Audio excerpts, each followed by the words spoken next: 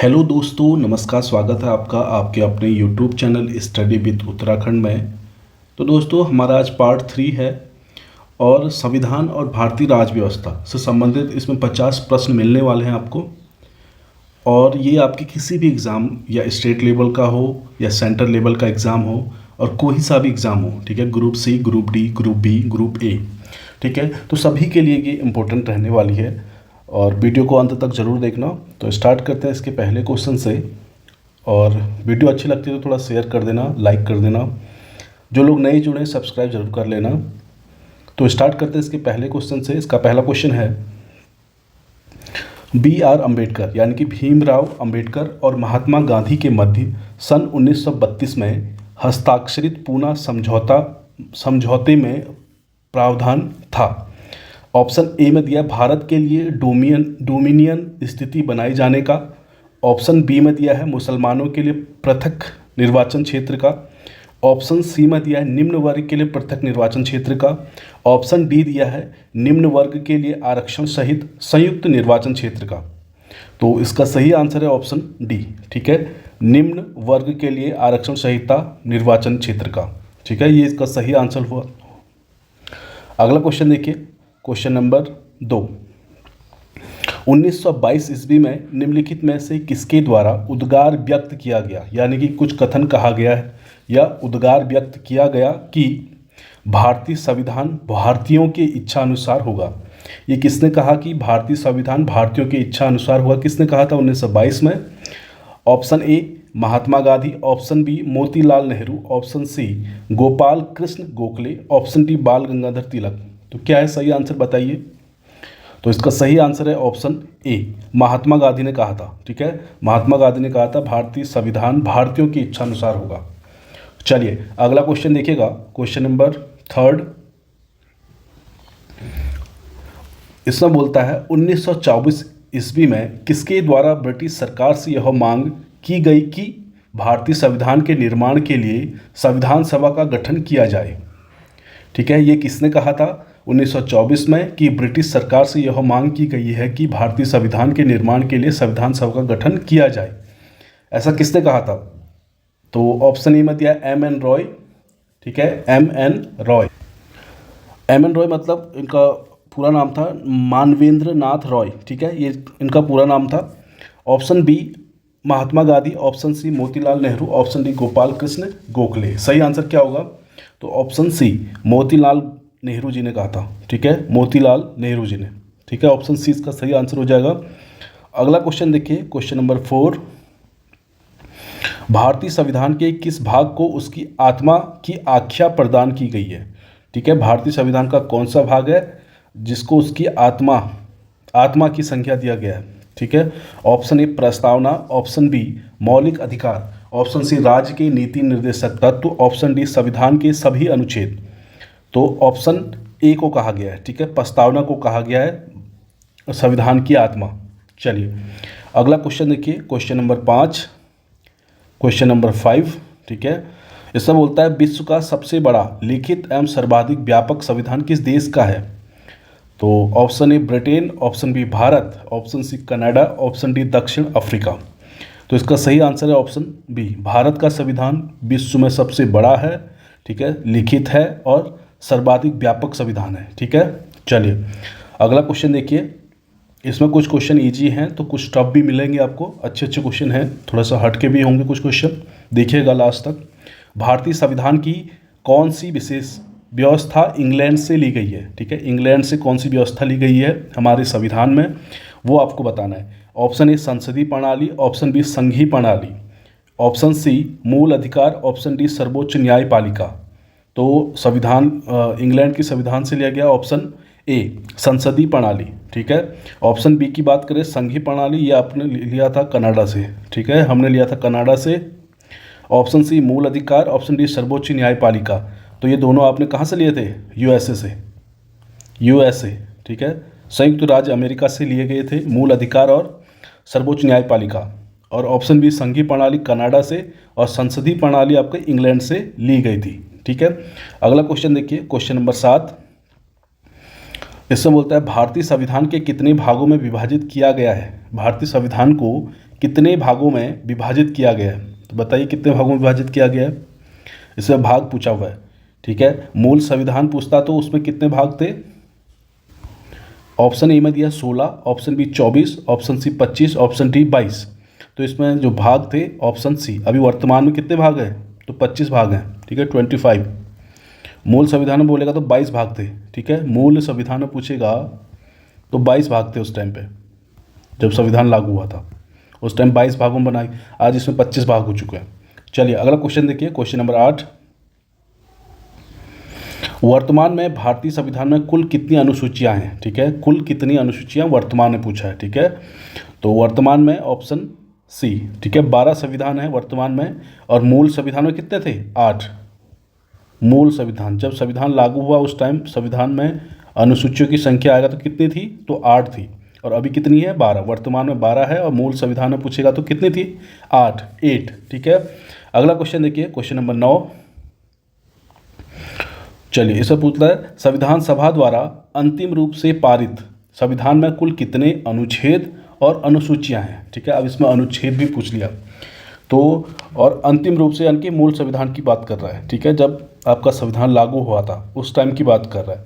तो ऑप्शन ए 378 अनुच्छेद, 7 अनुसूचियाँ, तो ये तो नहीं था, अभी बताया था 8 अनुसूचियाँ थी, तो ऑप्शन सी और डी में है, ठीक है। तो ऑप्शन सी इसका सही आंसर हो जाएगा। 395 अनुच्छेद थे मूल संविधान में जब लागू हुआ और 8 अनुसूचियाँ थी, ठीक है। उसके बाद अभी तो 12 अनुसूचियाँ, ठीक है। चलिए अगला क्वेश्चन देखिए, question number 10, question number 10। Bharat एक है, क्या है भारत? संघ, राज्य, ऑप्शन बी राज्यों का संघ, ऑप्शन सी प्रांतों का संघ, ऑप्शन डी एक राज्य इकाई। तो इसका सही आंसर है ऑप्शन सी, राज्यों का संघ। भारत एक राज्यों का संघ है, ठीक है। 28 राज्य हैं अभी वर्तमान में, 28 राज्य, ठीक है। तो उनसे मिलकर पूरा भारत बना हुआ है। चलिए अगला क्वेश्चन देखिए, क्वेश्चन नंबर 11। चलिए, भारतीय संविधान के किन अनुच्छेदों में नागरिकता संबंधी प्रावधान किए गए हैं? नागरिकता से संबंधित पिछले वीडियो में भी हो चुके हैं। ऑप्शन ए अनुच्छेद 1 से 4, ऑप्शन बी अनुच्छेद 5 से 11, ऑप्शन सी अनुच्छेद 12 से 35, ऑप्शन डी अनुच्छेद 36 से 51, ठीक है। तो इसका सही आंसर है ऑप्शन बी, ठीक है, 5 से 11 में आपका नागरिकता से संबंधित है। ऑप्शन सी की बात करेंगे तो मूल अधिकार, 12 से 35 में क्या है? मूल अधिकार। और ऑप्शन डी 36 से 51 में नीति निर्देशक, डीपीएसपी, ठीक है। यह अनुच्छेद 36 से 51 तक है। चलिए अगला क्वेश्चन देखिए, क्वेश्चन नंबर 12। मूल अधिकार मूल कहलाते हैं क्योंकि वह हैं, तो वह क्या हैं? न्यायालयों द्वारा परिवर्तनीय हैं। ऑप्शन बी में दिया संयुक्त राष्ट्र मानवाधिकार घोषणा पत्र के अनुरूप हैं। ऑप्शन सी में दिया सरलता से संशोधनीय नहीं है। ऑप्शन डी मानव के प्राकृतिक और अप्रतिदेय अधिकार हैं। तो क्या इसका सही आंसर है? ऑप्शन डी, मानव के प्राकृतिक और अप्रतिदेय अधिकार है, ठीक है। मूल अधिकार जो है मानव के प्राकृतिक और अप्रतिदेय अधिकार है। चलिए तो ऑप्शन डी इसका सही आंसर हो जाएगा। अगला क्वेश्चन देखिए, क्वेश्चन नंबर 13। ऐसा बोलता है, भारतीय संविधान में राज्य के नीति निर्देश तत्व ग्रहण किए गए हैं, तो कहाँ से ग्रहण किए गए राज्य के नीति निर्देश तत्व? ऑप्शन ए ब्रिटेन से, ऑप्शन बी आयरलैंड से, ऑप्शन सी पूर्व सोवियत संघ से, ऑप्शन डी फ्रांस से। तो इसका सही आंसर है ऑप्शन बी, ठीक है, आयरलैंड से नीति निर्देशक तत्व। अगला क्वेश्चन देखिए, क्वेश्चन नंबर 14 नंबर क्वेश्चन देखिए। इससे बोलता है, निम्न में से कौन सी एक समिति ने नागरिकों में मूल कर्तव्यों को 1976 में सम्मिलित करने की अनुशंसा की थी? ठीक है, कौन सी एक समिति थी जिसने नागरिकों में मूल कर्तव्य को 1976 में सम्मिलित करने की अनुशंसा की? तो किसने की? ऑप्शन ए कोठारी समिति, ऑप्शन ए बलवंत राय मेहता समिति, ऑप्शन सी अशोक मेहता समिति, ऑप्शन डी स्वर्ण सिंह समिति। तो सही आंसर है इसका सही आंसर है ऑप्शन डी, स्वर्ण सिंह समिति के द्वारा। चलिए अगला क्वेश्चन देखिए, क्वेश्चन नंबर 15। भारत की संघीय व्यवस्थापिका को किस नाम से जाना जाता है? लोकसभा के नाम से, ऑप्शन बी राज्यसभा के नाम से, ऑप्शन सी प्रतिनिधि सभा के नाम से, ऑप्शन डी संसद के नाम से। ठीक है, संघीय व्यवस्थापिका को कहा जाता है ऑप्शन डी संसद। ठीक है, डी इसका सही आंसर हो जाएगा, संसद के नाम से जाना जाता है। अगला क्वेश्चन देखिए, क्वेश्चन नंबर 16। भारत के राष्ट्रपति की तुलना निम्नलिखित में से किससे करना सर्वाधिक उचित है? ठीक है, भारत का जो राष्ट्रपति है उनकी तुलना किससे करना सर्वाधिक उचित होगा? ऑप्शन ए अमेरिका के राष्ट्रपति से, ऑप्शन बी फ्रांस के राष्ट्रपति से, ऑप्शन सी ब्रिटेन के सम्राट से, ऑप्शन डी श्रीलंका के राष्ट्रपति से। तो इसका सही आंसर है ऑप्शन सी, ब्रिटेन के सम्राट से। ठीक है, अगला क्वेश्चन देखिए, क्वेश्चन नंबर 17 देखिए। भारत के उपराष्ट्रपति की स्थिति की तुलना किस देश के उपराष्ट्रपति से की जाती है? अब उपराष्ट्रपति की तुलना पूछा। ठीक है, अभी क्या पूछा था ऊपर और ऊपर पूछा था राष्ट्रपति के लिए, यहाँ पूछा उपराष्ट्रपति की तुलना। ठीक है, ऑप्शन ए संयुक्त राज्य America, option B France, option C दक्षिण अफ्रीका, ऑप्शन डी मिस्र। तो क्या है इसका सही आंसर? संयुक्त राज्य अमेरिका के उपराष्ट्रपति से तुलना की जाती है। ठीक है, चलिए ऑप्शन ए सही आंसर हो जाएगा। अगला क्वेश्चन देखिए, क्वेश्चन नंबर 18। भारतीय संसद के अपर हाउस, ठीक है, भारत का जो संसद है उसका जो अपर हाउस को किस नाम से जाना जाता है? Option A Rajya Sabha, option B Vidhan Sabha, option C senate, option D House of Lords. तो क्या इसका सही आंसर है, बताइए जरा। इसका सही आंसर है ऑप्शन ए राज्यसभा। ठीक है, राज्यसभा को अपर हाउस के नाम से जाना जाता है। लोअर हाउस बोलेंगे तो लोअर हाउस क्या हो जाएगा? लोकसभा। ठीक है, lower house Lok Sabha, upper house Rajya Sabha, ऊपरी सदन और निम्न सदन। ठीक है, चलिए अगला क्वेश्चन देखिए, क्वेश्चन नंबर 19। ऐसा बोलता है निम्नलिखित में से जनता द्वारा प्रत्यक्ष रूप से निर्वाचित सदन है। ठीक है, जनता के द्वारा जहां चुनकर भेजा जाता है। Option A Rajya Sabha, option B Lok Sabha, option C उपयुक्त दोनों, ऑप्शन डी उपयुक्त में से कोई नहीं। तो इसका सही आंसर है ऑप्शन बी। ठीक है, लोकसभा में आम जनता द्वारा चुनकर भेजा जाता है। ठीक है, चलिए अगला क्वेश्चन देखिए, क्वेश्चन नंबर 20। हाँ, इसमें क्या बोलता है देखिए, इसमें बोलता है लगातार दूसरी बार प्रधानमंत्री पद पर आसीन होने वाले व्यक्ति हैं। Option A Jawaharlal Nehru, option B Indira Gandhi, option C Atal Bihari Vajpayee, option D इनमें से सभी। तो जवाहरलाल नेहरू तो थे, ठीक है, इंदिरा गांधी भी थी 2 बार और अटल बिहारी वाजपेयी भी थी। तो ऑप्शन डी इसका सही आंसर है। 2 बार सभी बने थे इसमें। ठीक है, जवाहरलाल नेहरू भी, इंदिरा गांधी भी और अटल बिहारी वाजपेयी जी भी। ठीक है, चलिए अगला क्वेश्चन देखिए, क्वेश्चन नंबर 21। भारत में नई संसदीय समिति प्रणाली, इंपॉर्टेंट क्वेश्चन कर लेना इसको, थोड़ा सा इंपॉर्टेंट हो जाता है। भारत में नई संसदीय समिति प्रणाली की शुरुआत कब हुई? ऑप्शन ए 1984 ईस्वी में, ऑप्शन बी 1987 ईस्वी में, ऑप्शन सी 1991 ईस्वी में, ऑप्शन डी 1994 ईस्वी में। चलिए थोड़ा सा बताइए इसको, मैं भी देखता हूँ क्या है इसका आंसर, आप बताओ जरा। तो इसका सही आंसर है ऑप्शन सी। ठीक है, 1991। ठीक है, इंपॉर्टेंट क्वेश्चन है ये, देखिएगा पक्का एग्जामों में आएगा ये। अगला क्वेश्चन देखिए, क्वेश्चन नंबर 22। और राज्यों के मुख्यमंत्री नियुक्त होते हैं, निर्वाचित होते हैं, ऑप्शन सी में दिया मनोनीत होते हैं, ऑप्शन डी चयनित होते हैं। तो क्या होता है? राज्यों के मुख्यमंत्री की नियुक्ति होती है। ठीक है, नियुक्त होते हैं। ठीक है, तो होते किसके द्वारा? राज्यपाल के द्वारा। ठीक है, नियुक्त होते हैं। चलिए अगला क्वेश्चन देखिए, क्वेश्चन नंबर 23। ऐसा होता है राज्य विधानमंडल का ऊपरी सदन कौन सा है? ठीक है, ऊपरी सदन पूछा है। Option A Vidhan Parishad, option B Vidhan Sabha, option C Rajya Sabha, option D Lok Sabha. तो इसका सही आंसर जो होगा ऑप्शन ए विधान परिषद। ठीक है, ऊपरी सदन। चलिए अगला क्वेश्चन देखिए, अगला क्वेश्चन देखिएगा, क्वेश्चन नंबर 24। भारतीय संविधान के किस भाग में संघीय न्यायपालिका का उल्लेख है? भाग 2 में, भाग 3 में, भाग 4 में और भाग 5 में। तो बताइए क्या इसका सही आंसर है? तो इसका जो सही आंसर है ऑप्शन डी। ठीक है, भाग 5 में। भाग 2 की बात करके इसमें क्या है? भाग 2 में आता है आपका नागरिकता। भाग 3 में मौलिक अधिकार, फंडामेंटल राइट्स हो गए इसमें, मौलिक अधिकार। और भाग 4 में क्या आएगा? डीपीएसपी,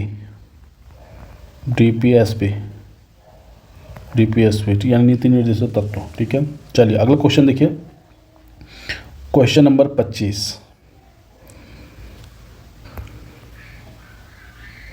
भारत में कुल उच्च न्यायालय की संख्या कितनी है? तो ये पूछा गया है। ऑप्शन ए में दिया 18, option B 21, option C 24, option D 25। बताइए कितने हैं? तो इसमें है ऑप्शन डी। ठीक है, अगर आप बोलोगे 24 और 24 नहीं 25 हो गया। ठीक है, अभी जो हाल ही में सबसे जो नया है सबसे, तो आंध्र प्रदेश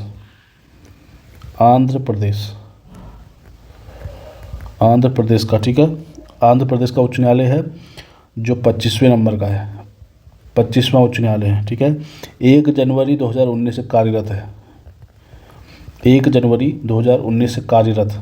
ठीक है, तो ऑप्शन डी इसका सही आंसर है। भारत में कुल 25 उच्च न्यायालय हैं अभी। अगला क्वेश्चन देखिए,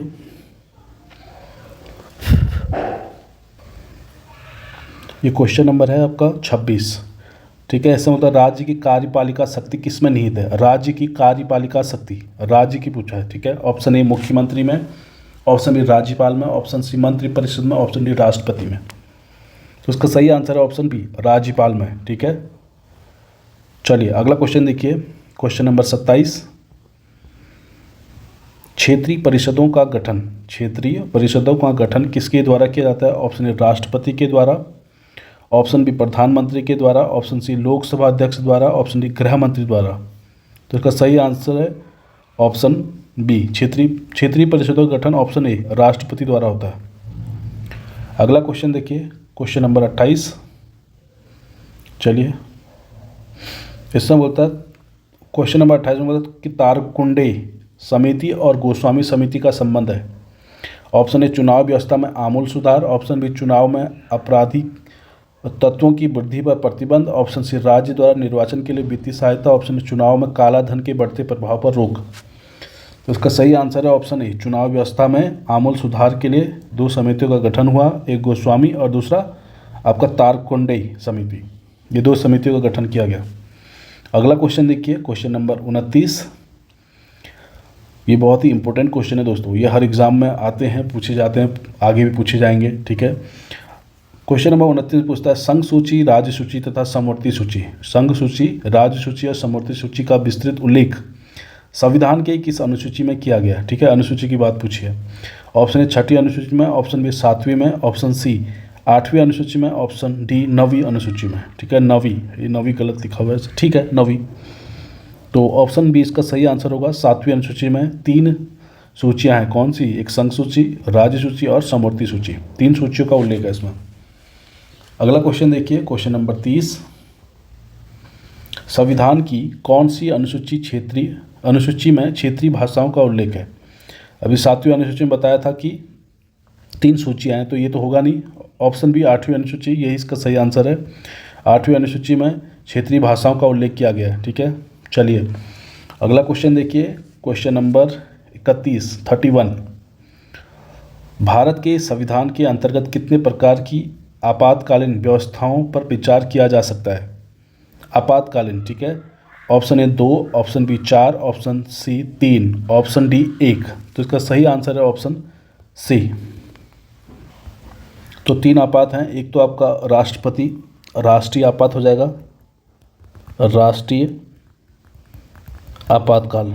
ठीक है, अनुच्छेद आएगा 352, अनुच्छेद 352 में। ठीक है, एक हो गया आपका राज्य आपातकाल, या इसी को आप राष्ट्रपति शासन बोल सकते हो। राष्ट्रपति शासन। ठीक है, ये स्टेट में लगता है, राज्यों में लगता है। ठीक है, अनुच्छेद 356 के तहत, 356 के तहत। ठीक है, तीसरा है आपका वित्तीय आपातकाल। ठीक है, ये अनुच्छेद है आपका अनुच्छेद 360। ये अभी तक एक बार भी नहीं लगा। ठीक है, वित्तीय आपात अभी तक नहीं लगा, बाकी ये 2 आपात बार बार लगते रहते हैं या लग चुके हैं। ठीक है, तो वित्तीय आपात अभी तक नहीं लगा देश में। चलिए अगला क्वेश्चन देखिए, क्वेश्चन नंबर 32। इसमें बोलता है, भारत में संघ राज्यों का प्रशासन होता है। ऑप्शन ए राष्ट्रपति द्वारा, ऑप्शन बी उपराज्यपाल द्वारा, ऑप्शन सी गृह मंत्री द्वारा, ऑप्शन डी प्रशासक द्वारा। बताइए क्या सही आंसर होगा इसका। तो इसका सही आंसर है ऑप्शन ए, राष्ट्रपति द्वारा। ठीक है, चलिए अगला क्वेश्चन देखिएगा, क्वेश्चन नंबर 33 यानी कि क्वेश्चन नंबर 33।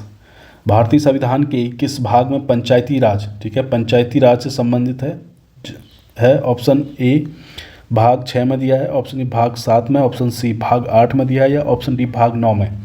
ठीक है, पंचायती राज का प्रावधान है ऑप्शन डी भाग 9 में। ठीक है, चलिए अगला क्वेश्चन देखिए, क्वेश्चन नंबर 34। भारतीय संविधान में निम्नलिखित में से किस पद का उल्लेख नहीं है। ऑप्शन ए प्रधानमंत्री, ऑप्शन बी राष्ट्रपति, ऑप्शन सी उपराष्ट्रपति, ऑप्शन डी उप प्रधानमंत्री। ठीक है, तो प्रधानमंत्री का उल्लेख तो है, उपराष्ट्रपति, राष्ट्रपति का भी है और उपराष्ट्रपति का है। उल्लेख नहीं है संविधान में, किसका नहीं है, उप प्रधानमंत्री का। ठीक है, चलिए अगला क्वेश्चन देखिए, क्वेश्चन नंबर 35। लोकसभा अध्यक्ष का चुनाव कौन करता है। लोकसभा के सदस्य द्वारा, लोकसभा के निर्वाचित सदस्य द्वारा, ऑप्शन सी संसद के सदस्य द्वारा, ऑप्शन डी उपरोक्त कोई नहीं। तो लोकसभा के निर्वाचित सदस्यों के द्वारा लोकसभा अध्यक्ष का चुनाव होता है। चलिए अगला क्वेश्चन देखिए, क्वेश्चन नंबर 36। चलिए भारत सरकार का प्रथम विधि अधिकारी कौन होता है। भारत सरकार का प्रथम विधि अधिकारी, ऑप्शन ए संघीय विधि मंत्री, ये तो नहीं होता। ऑप्शन बी भारत का महान्यायवादी। ठीक है, ऑप्शन सी विधि सचिव, ऑप्शन डी भारत का मुख्य न्यायाधीश। तो इसका सही आंसर है ऑप्शन बी, भारत का महान्यायवादी ही भारत सरकार का प्रथम विधि अधिकारी होता है। चलिए अगला क्वेश्चन देखिए, क्वेश्चन नंबर 37।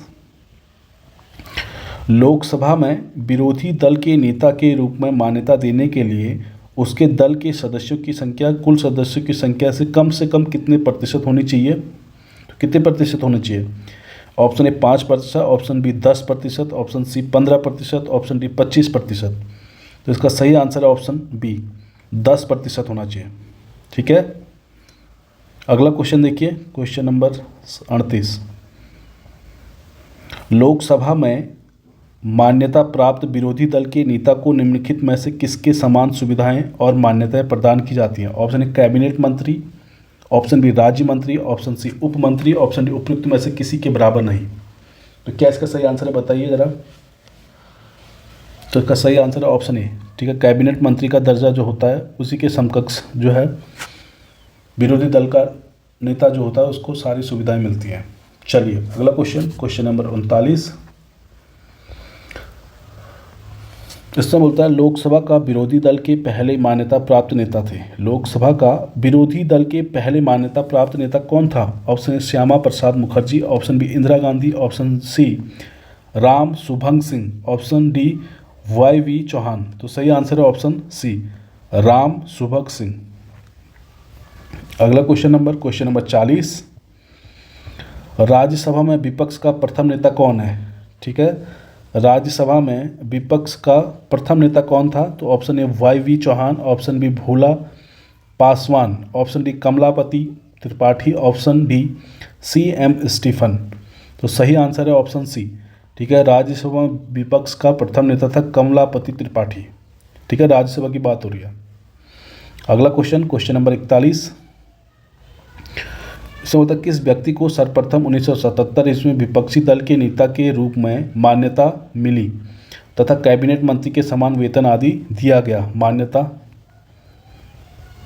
ये थोड़ा सा यहाँ पर मिसप्रिंट हुआ है, मान्यता ये है मान्यता सही। ठीक है, option A CM Stephen, option B Indira Gandhi, option C Atal Bihari Vajpayee, option D YV Chauhan. तो इसका सही आंसर है ऑप्शन डी YV चौहान। ठीक है, डी इसका सही आंसर है। अगला क्वेश्चन देखिए, क्वेश्चन नंबर 42। निम्नलिखित में से कौन लोकसभा में विरोधी दल के नेता पद पर कभी नहीं रहे।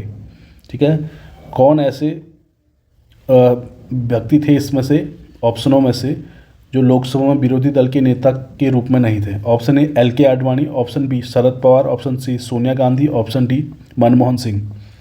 ठीक है, तो LK आडवाणी भी रहे, शरद पवार भी रहे और सोनिया गांधी भी रहे, तो मनमोहन सिंह जी नहीं रहे। ठीक है, ऑप्शन डी इसका सही आंसर होगा। अगला क्वेश्चन देखिए, क्वेश्चन नंबर 43, ठीक है। 43वां क्वेश्चन देखिए, भारत का सॉलिसिटर जनरल होता है, भारत का सॉलिसिटर जनरल होता है। ऑप्शन ए प्रशासनिक अधिकारी, ऑप्शन ए न्यायिक सलाहकार, ऑप्शन सी प्रधानमंत्री का सलाहकार, ऑप्शन डी राष्ट्रपति को सलाह देने के लिए कानूनी अधिकारी। तो इसका सही आंसर है ऑप्शन ए, ठीक है। एक प्रशासनिक अधिकारी होता है सॉलिसिटर जनरल। चलिए अगला क्वेश्चन देखिए, तो क्वेश्चन नंबर 44, ऐसा होता है, कानूनी विषयों पर राज्य सरकार को कौन परामर्श देता है, ठीक है, कौन देता है। ऑप्शन ए महान्यायवादी, option B advocate general, option C महान्यायाधिकर्ता, ऑप्शन डी उच्च न्यायालय के मुख्य न्यायाधीश। तो इसका सही आंसर है ऑप्शन बी एडवोकेट जनरल, ठीक है।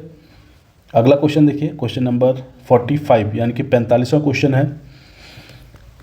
इसमें बोलता है प्रत्येक राज्य में महाधिवक्ता की नियुक्ति निम्नलिखित में से किसके द्वारा की जाती है, ठीक है। महाधिवक्ता की बात हो रहा है। ऑप्शन ए राज्यपाल द्वारा, ऑप्शन बी राष्ट्रपति द्वारा, ऑप्शन सी उच्च न्यायालय के मुख्य न्यायाधीश, ऑप्शन डी सर्वोच्च न्यायालय के मुख्य न्यायाधीश। तो सही आंसर है ऑप्शन ए राज्यपाल द्वारा महाधिवक्ता की, ठीक है, नियुक्ति की जाती है अनुच्छेद 165 में, ठीक है। महाधिवक्ता का आएगा तो अनुच्छेद 165 में उल्लेख है।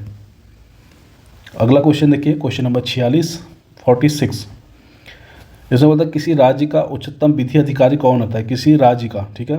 Attorney general, option B advocate general, option C solicitor general, option D विधि विभाग का महासचिव। तो इसका सही आंसर है ऑप्शन क्या होगा, बी एडवोकेट जनरल, विधि अधिकारी।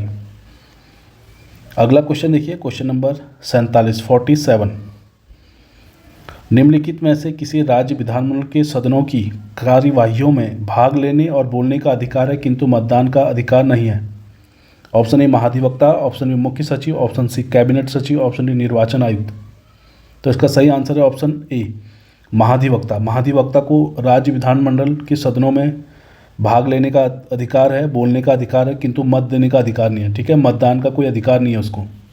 चलिए अगला क्वेश्चन देखिए, क्वेश्चन नंबर 48, ठीक है। 48वां क्वेश्चन है, मुख्य सतर्कता आयुक्त की नियुक्ति कौन करता है। ऑप्शन ए राष्ट्रपति, ऑप्शन बी प्रधानमंत्री, ऑप्शन सी गृह मंत्री, ऑप्शन डी राज्यपाल। तो क्या इसका सही आंसर है, मुख्य सतर्कता आयुक्त की नियुक्ति ऑप्शन ए राष्ट्रपति के द्वारा की जाती है, ठीक है। अगला क्वेश्चन देखिएगा, क्वेश्चन नंबर 49 निम्नलिखित कथनों पर विचार कीजिए। भारत में राज्य के महाधिवक्ता की नियुक्ति भारत की राष्ट्रपति द्वारा संबंधित राज्य के राज्यपाल की अनुशंसा पर की जाती है, नहीं, यह तो गलत हो जाएगा। ऑप्शन दूसरा देखिए, सिविल प्रक्रिया संहिता के उपबंधों के अनुसार राज्य सरकार अपर उच्च न्यायालयों, ठीक है, न्यायालयों की मूल अपीली तथा सलाहकारी अधिकारी होती है, ये भी गलत हो जाएगा, ठीक है। तो इनमें से बोला कि कौन सा सही है, तो दोनों गलत हो जाएंगे, तो ऑप्शन डी इसका सही आंसर हो जाएगा, न तो एक और न ही दो, ठीक है। अगला क्वेश्चन देखिए, क्वेश्चन नंबर 50